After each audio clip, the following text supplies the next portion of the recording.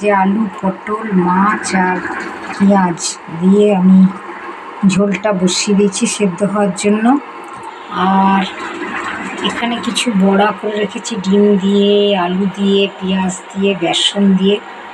হ্যাঁ, তো এটাও একটা তরকারি হবে। এটা হবে সর্ষে পোস্ত বাটা দিয়ে, এবং মশলাও দেবো, দিয়ে একটা গ্রেভি টাইপের হবে।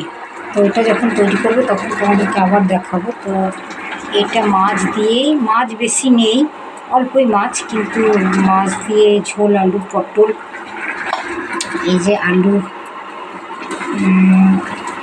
পটল, এই যে পটল সমস্ত ভেজে নিয়েছি, নিয়ে আমি চাপিয়ে দিয়েছি। তো মাছ এক পিস দু পিস আছে, কিন্তু ভেতরে আছে বুঝতে পারছি না। তো ভেঙে যাবে হয়তো উঠাতে গেলে। তো থাক, এটা আমার সেদ্ধ হচ্ছে। আর এখানে আমি মশলা ভেজে নিয়েছি।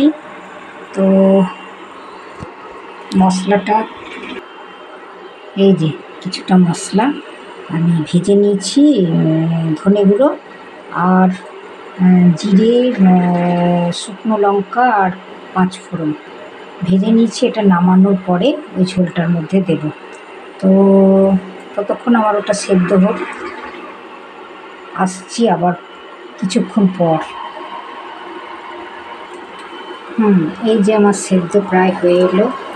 তো ঢাকা খুলে দিলাম। এই যে মশলা তৈরি করে রেখেছি বাটিতে, মশলা, তো এতে তেজপাতাও দেওয়া আছে। তো এগুলো সমস্ত আমি দিয়ে দিলাম, ভাজা মশলাটা দিয়ে দিলাম। এবার একটু ফুটবে, তাহলে মশলাগুলো ঢুকে যাবে ওর মধ্যে। তো দিয়ে তখন আমি নামিয়ে নেব। তো এই আমার আজকে মাছ অল্প, কিন্তু আলু, পটল আর পেঁয়াজ দিয়ে ঝোল। এই যে কাঁচা লঙ্কা দিয়েছি, লাল লঙ্কা দিয়ে ঝোল। তো মানে এইভাবেই তৈরি করলাম। তো তোমরাও যদি এইভাবে তৈরি করে করো তো দেখবে দারুণ সুন্দর লাগে, খেতেও ভালো লাগে।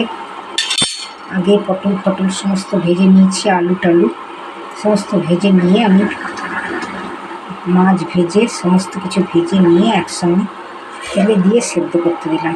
তো এই আবার ঢাকা দিয়ে দিলাম, আর একটু হবে, মশলাগুলো ঢুকে যাবে। তো মশলা ঢুকে যাওয়ার পরে আমার জিনিসটা তৈরি হয়ে যাবে। ঠিক আছে, বাই, আসছি আবার পরের ভিডিওতে দেখা হবে। ততক্ষণ তোমরা সুস্থ থেকো, ভালো থেকো, আমিও ভালো থাকি বন্ধুরা। ঠিক আছে, আসছি।